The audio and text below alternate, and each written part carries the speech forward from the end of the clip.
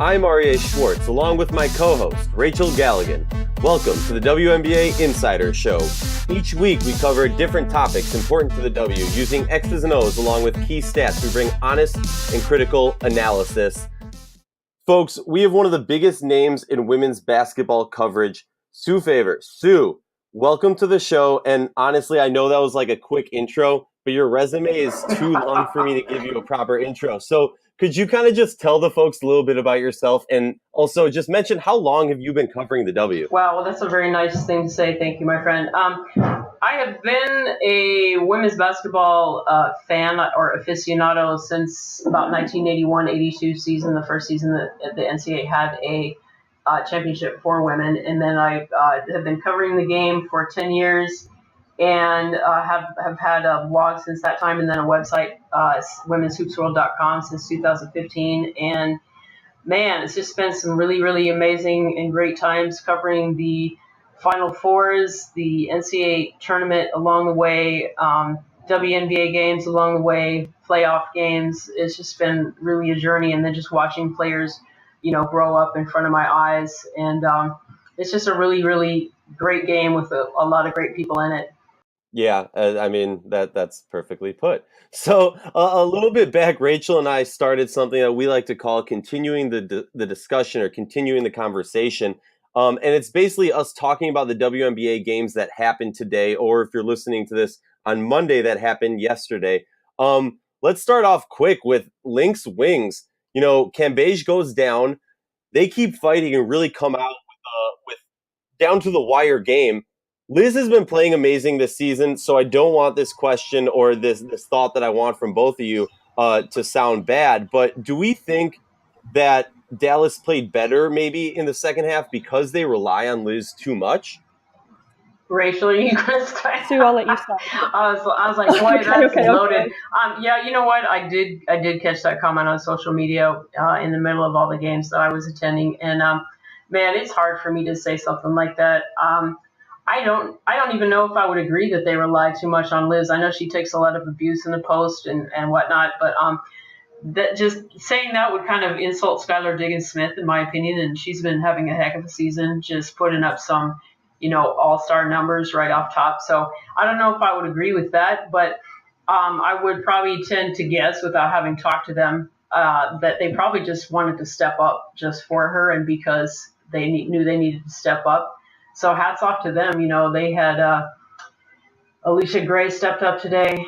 Kayla Thornton has been stepping up, continuing to do so. I mean, hey, they really made it a heck of a game, and just also kept the Lynx on their toes. Everybody's been pretty high on, the Lynx are back, but it's still pretty wide open at this point, you guys, as far as who's going to do what. So it was a good reminder of that today. And before Rachel answers, I just want to one-up you, Sue, and say I have Skylar in my MVP rankings too. So yes, I would put her there too. Somebody, there was some list on WNBA WNBA summer list. Anyway, she wasn't on the list a couple weeks ago. We were talking about that on social media. Like, why isn't Skylar on the list? Like, that's just silly. She's exactly better this year than she has in a few. Like, what? Oh my gosh! Yeah. And everybody last year was like, okay, she had a great season, but is it possible for her to play better? And she just came out like, yes, it is, and I'm doing it. Yeah, and she's real determined, just full of fire and determination. We're working her tail off over the winter. So, all right, you and I are on the same page with that. Give her some props. You know what I'm saying? She's definitely leading that team. Rachel, your thoughts? I'm like driving the Liz Cambage train myself. So I think it's outlandish to say that they played better without her. I think it was a different look, and I agree with you, Sue. I really think what it was is, that's such a big blow, and it was really spearheaded by Skylar Diggins-Smith, who just absolutely came out like she had like smoke coming out of her like ear. She was like on a mission that like I don't know that I've seen a ton like that from her. I agree. She just literally was like, we're doing this. It doesn't matter. Everybody step up, and that energy that she played with was so contagious, and it really trickled down through everybody on the team. They gave themselves a chance, and that's really all you can ask for. I think they did a really good job inside defending fouls. Glory Johnson, her footwork inside really kind of made it difficult for Fouls to get position. And then when the ball did come in, they did a really good job of kind of trapping it and making it really frustrating for Fouls to get going. So Cam Beige goes out, and you think, oh man, just pounded inside to Fouls. Well, I think they did a really good job kind of responding to that defensively. Everything for the Wings was on the defensive end of the floor, and it was sparked by Skylar Diggins. They gave themselves a chance. I just think down the stretch, you had Glory Johnson miss that wide open layup that really could have changed the outcome of the game. She goes 1 for 9. Stevens goes 0 for 3. Alicia Gray, 5 for 13. So there, there's some just missed shots in there that if you get 1 or 2 of those to fall, especially that Glory Johnson layup at the end, it's a different outcome. But it was a great game. I think it was fun to see the Wings play with that much energy. It has to be deflating to not be able to push through that and get that win. But that's you're playing the defending champs. Had there been another 5 minutes in that game, would things look a little bit different? Possibly. But I don't know. I thought it was a great game, and like you said, there's still a ton to be played. Especially, we're at the halfway point of the season. So the Lynx are on a roll. They're probably the hottest team in the league right now. I think anyone's crazy if they're surprised by it. We know what this team is capable of. So, but they're going to lose probably here soon. They can't keep this thing going forever. They'll hit a hiccup or a bump in the road, just like every other team is continuing to hit. And if they don't, well, then that's even more incredible. But I thought it was a great game and definitely very entertaining. Yeah, so I have to ask this. I know it might be a little bit early in some people's mind to be worried about Dallas, but Sue, what do you think's wrong with Dallas? I know it has we can clump it to consistency, but their highs are so high and their lows are so low. What's going on with them? Oh, it just has everything to do with chemistry. They don't lack for talent at all. There was a game last week where they lost. I forget who to at the moment, but I don't know if y'all caught this, but Skylar Diggins-Smith was in the locker room, and my own reporter was there. I have a reporter that covers the Wings, and she told me it was pretty frosty in the locker room after that game. And Skylar Diggins was quoted in the lead of the Dallas papers story as she was pissed, and she looked up and she said, "That's my statement on the game. We got our asses kicked, and people need to step up and da da da da da." So clearly, there's maybe some disagreement or some discord as far as how things should get done or some chemistry issues, but that has kind of been nothing new with that team. They've sort of had those issues for a few years now, and so whatever it is, a long time ago in a city far, far away, I learned that you can never pretend to know what's going on a team unless you're on that team. So how they want to deal with that and address that is up to them. But from the outside, that is what's going on because now they are even more talented than ever with Liz. So maybe today was a step towards patching any issues up. I don't know. But if they could probably fix that chemistry stuff, they would really turn into a winning team. Yeah, I mean, I say bold statements all the time. I'm not going to lie. And I said before the season that, and this is even before knowing how dominant Liz was going to be, that if at the end of the season they were not legit fighting for a top 3 seed in the playoffs, then to me, you got to start thinking about where this head coach is going and if he should be staying with the team. I don't want to harp on Dallas too long, though. Moving on to Lynx, Rachel, talk to me about the Lynx just flipping the switch over the past 7 games. Well, I just think this is a team that they've got a championship mentality. I always go back to that week. I think now it was maybe 2.5, 3 weeks ago where they happened to have, it was a really rare off week in the season. And I think Coach Reeve called it kind of like a mini training camp. And they use that as an opportunity to really kind of fine-tune some things, get back to themselves. I've referenced this many times, and I think that was such a pivotal point for them where they were able to kind of rest, recuperate, get back to some basics, do some things that, teams need to do sometimes. And they really utilize that time. And ever since then, they've been on a roll. I think they're playing with confidence. Sylvia Fowles and Maya Moore, single-handedly the other night, scored 60 combined. So we're watching Maya Moore, even though like in today's game was kind of an off night, she really kind of took over down the stretch and really was the difference maker of coming through with that win. So we all know Sylvia Fowles is arguably the most dominant post player in the league.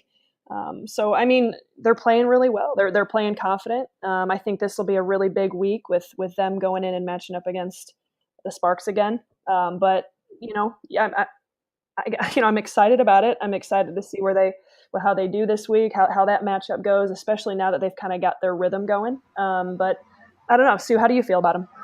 The Maya Moore and Sylvia Fowles have obviously stepped up. That's the 1-2 punch. It's interesting. I just find the whole situation fascinating. Basically, Cheryl Reeve didn't really start using her bench until they came here to play LA on June 3rd after the quote-unquote collapse had started.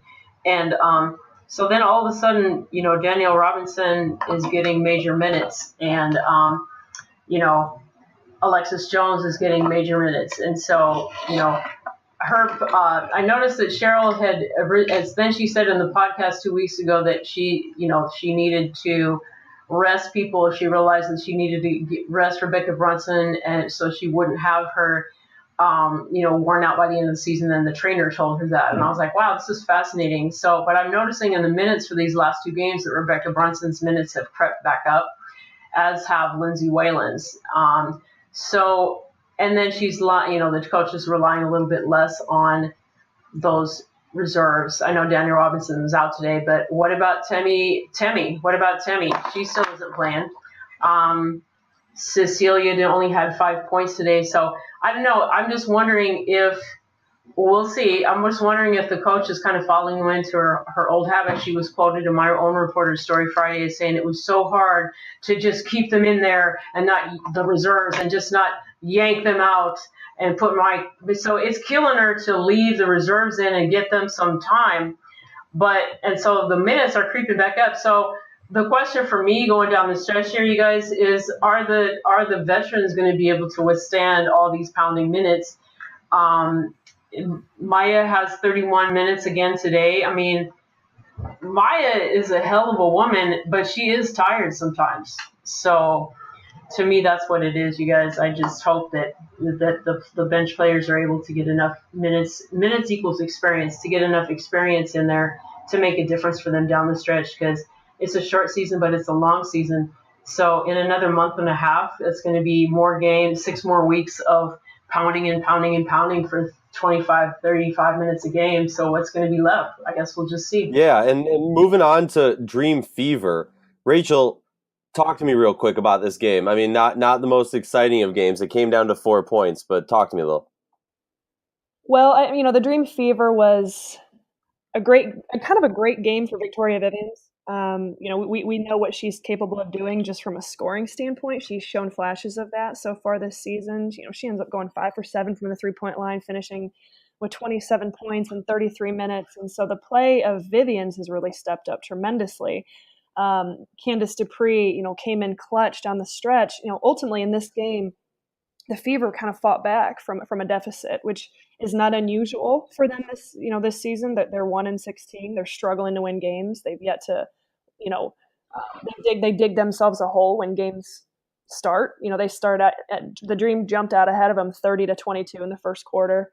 There was a massive deficit at halftime, but they were able to battle back a little bit in the second half. But ultimately, their downfall was just their start. They started so slow, but you did have the veterans, Candice Dupree, Natalie Achanwa, who really stepped up in double figures. But man, this Fever team really struggles from just a veteran leadership standpoint. There is so much youth. And I think Kelsey Mitchell, for instance, she goes 1 for 8, and that's a lot of empty possessions there. We know she's a high volume shooter. We know she can flat out fill it up, but in 25 minutes of play, she finishes with 3 points. I mean, that's a massive blow for the rest of your team to have to take. And so, the Dream are a solid team. They're still trying to figure it out. I think when they are at their best, when they're really locking down and defending, they had 5 players in double figures tonight. And when they're able to kind of spread the points throughout the team that way, that's kind of when they've been able to be consistent and win games. And so they were able to hold out. Brittany Sykes led the way with 20. Angel finished with 15. Tiffany Hayes with 19. So the Dream did a great job. But I think the big news with the Fever is the signing of Cappie Pondexter today, who Cappie was just let go by the Sparks on Thursday. So I think that's an interesting move. I'm not surprised by it because I think it's a great fit with Cappie playing with Cappie spent her time in Chicago playing for Pokey before. So these two are kind of reunited. Cappie getting signed by the Fever. Yeah, and the Fever, I mean, how many games have they lost it going to overtime or in the last moment? So I can't disagree with that. Moving on to Aces and Sparks, a game that maybe people thought was going to be a little bit closer if you didn't pay attention to travel records and injury records, if you will. The Sparks trounced the Aces 87-71, but as we all know, the Aces Sparks played a few days back where Aces were able to pull out a big win over LA. Rachel, some thoughts on it? Well, this is kind of what I had predicted would happen. The Aces did a tremendous job a few days ago, just really taking advantage of the Sparks' tired legs, not having Nneka Ogwumike out on the floor.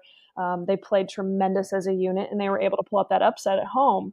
Now, here you go 2 days later, you're in LA, with a team with, Candace Parker, Nneka Ogwumike is back.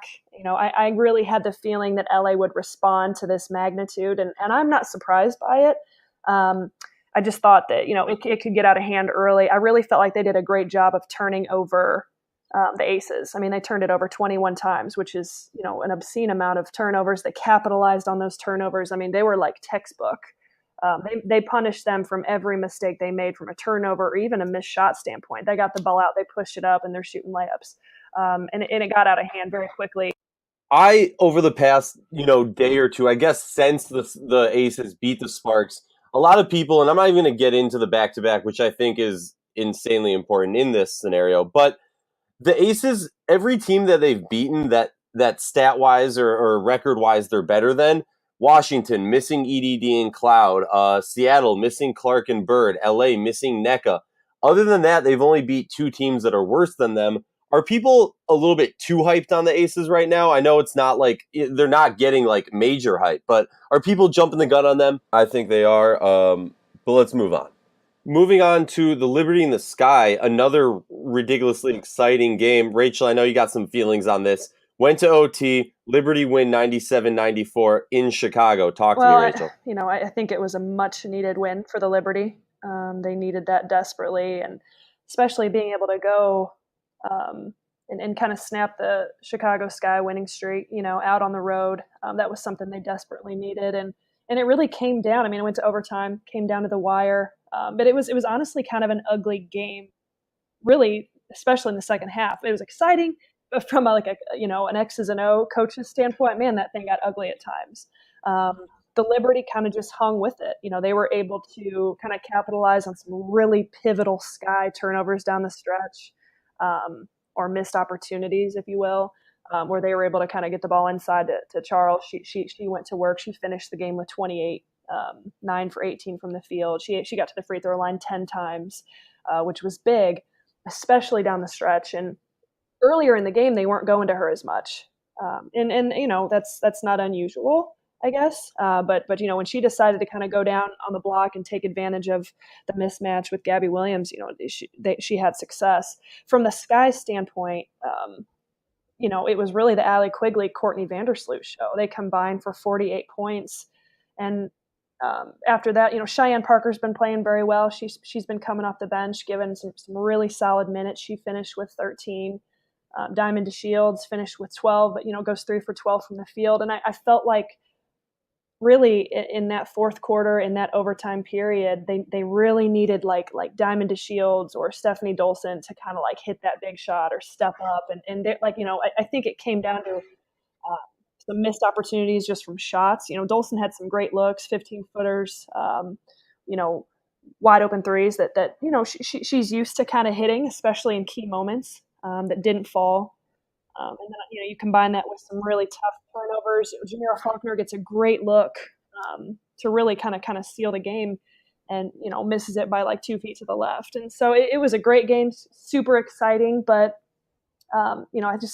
they had their chances. I think the Sky let one slip through their hands there. I thought it was interesting because they played earlier in the season. I want to say like one of the first or second games of the season when the Sky started off with that 2-0 start. And this game kind of ended a lot more how I expected that game to end, where the Sky kind of stumble and the Liberty show maybe a little bit more veteranness to them. But this game was just not in par, and something we've seen the Sky kind of roller coaster around about where they've been all season. There hasn't been a lot of consistency, if you want to talk about that. Some team that I'm curious everybody who covers the WNBA's take on this, the Seattle Storm. They are one of those teams that when they're clicking, they are just scary. And I love Dan Hughes' confidence in his team to really let his veterans take control and let them play basketball that they are good at playing. I mean, they have so many tools that it's ridiculous thinking about how this roster came together, and we're finally seeing the team that for a few years now everyone has been craving, seeing Stewie and seeing Jewel just light up the score sheets and light up the stat sheets in general. And then Sue, I mean, people have been talking about, Diana Taurasi's resurgence at her age, but let's talk about Sue Bird for a second. I mean, you talked about throwing the ball behind her back. She's just been ridiculous all season. That place was rocking today. On the other end of the stick of that, though, Connecticut Sun, which, Rachel, I'm going to let you take this one. I don't even know what to say about them right now. Well, they finished the week 1-2. They were able to kind of pull out a win over the Fever. Now, in terms of just kind of today's game against the Storm, definitely was not really that they never really stood a chance. I think they were behind the majority of the game. The score ended up being, 84-70 in Seattle's advantage, but it was a little bit more out of hands than what the score even shows. But, Connecticut's, they're in a rough patch. They're in a very, very long rough patch. They're still without Alyssa Thomas. Today they played without Courtney Williams. She missed the entire trip due to personal reasons. So hopefully everything's okay with her there. But, you're missing two of your starters, and those are major minutes. Now, Alyssa Thomas, they've been without for a few weeks now, so you would think that there might be some sort of adjustment by now, where it start to kind of, I don't know, fill that gap, or other players are stepping up. I thought for a period of time, maybe Bannon might be able to step up, but I just think it hurts them not having Thomas. Being without Williams, they're not able to score at the volume that they were. They don't look as confident as they have been. But let's talk about the week they have ahead of them. I mean, they've got a monster week ahead of themselves when they hit the road and they go out and play. I forget the order of it, but it's either LA, Phoenix, and then the Aces, all on the road. So this is going to be a big week for them. Could potentially get a little more banged up, or maybe they respond a little bit. I really hope they respond. Talking about Alyssa Thomas, when I see her play, I immediately think of Rebecca Brunson and her style of play. That glue that keeps the team together and does all the little things that really matter. And now I feel like the first thing people say or the argument they'll say is, Alyssa Thomas can shoot the three a little bit better. So I'll make the asterisk and say, if Rebecca Brunson started shooting the three a little earlier in her career. It's frustrating, and it's funny because, at the beginning of the season, conversations I was having with people and Rachel and I were having was, who's going to be that player on their team that steps up when, all right, in a one-game playoff, one person can go. Who's going to be that person who steps up and can take the game over late in the game and do that in a series? And now the question is just, when's Alyssa Thomas coming back so we can start wondering about that other problem again? And then someone who started to stand out to me really was Courtney Williams, just because so Courtney Williams' jump and the way that she's active in the paint is mind-boggling when you realize what position she plays. Rachel, any last thoughts? No, I mean, it's a long season. As Sue kind of alluded to at the beginning of the show, it's a very long season. I think you're going to see peaks and valleys from different teams. And Connecticut Sun had, the honor of being the team that really started out incredibly hot. And here we are, really at the halfway point. And then we've seen other teams peak, other teams in valleys. And so the Sun, it'll be curious to see when and how they get themselves out of this. But I still, you've got Kurt Miller coaching them. They've got, chemistry on that team. They're gonna respond. Hopefully they get everybody back and healthy. But I'm looking forward to this week. I think we've got some big time matchups ahead of us this week. And I think we're going to continue to see those standings fluctuate quite a bit. Yeah, and I'm hoping they get that end of the game score total up back towards the 90s like they had early in the season. Thank you so much for joining us. I am Aryeh Schwartz, along with my co-host Rachel Galligan. This is the WNBA Insider Show, and we had an amazing guest in Sue Favor. Make sure to check her out.